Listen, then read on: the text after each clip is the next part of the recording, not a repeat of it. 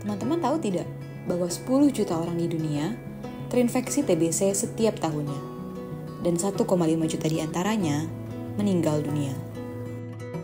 Indonesia sendiri merupakan salah satu negara dengan angka kejadian TBC yang paling tinggi di dunia, di mana 11 orang meninggal setiap jamnya. Sebenarnya TBC itu apa sih?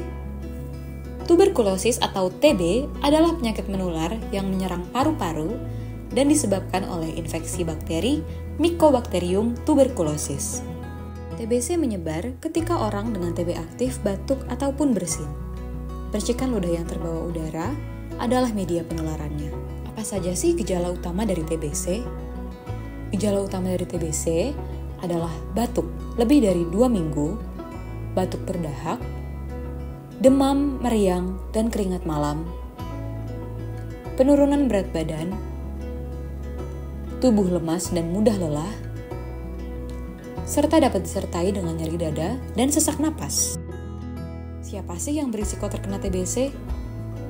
Orang-orang dengan kekebalan tubuh yang lemah, seperti penderita HIV, orang tua, perokok, dan mereka yang tinggal di lingkungan yang padat sehingga berisiko lebih tinggi untuk tertular TB. Jadi, TB bisa sembuh nggak sih? Tentu bisa. TB dapat disembuhkan dengan menjalani pengobatan rutin dengan OAT atau obat anti-tuberkulosis selama 6-12 bulan. Nah, daripada kita pusing memikirkan pengobatannya, lebih baik kita fokus pada pencegahannya. Pencegahan yang bisa kita lakukan yaitu imunisasi BCG pada bayi, makan makanan dengan gizi yang seimbang, membuka pintu dan jendela setiap pagi,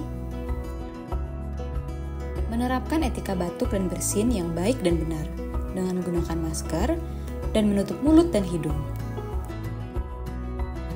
menjaga kebersihan rumah dan tempat tinggal, serta menjauhi asap rokok. Ingat, TB bisa dicegah dan diobati. Maka jika Anda mengalami gejala, segera periksakan diri ke fasilitas kesehatan terdekat dan mulailah pengobatan.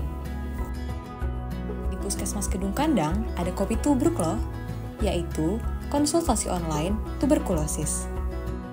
Tenang saja, rahasia identitas kamu pasti terjamin dan tidak perlu datang langsung ke puskesmas. Jadi, jika kamu merasa ada gejala, hubungi nomor di bawah ini ya.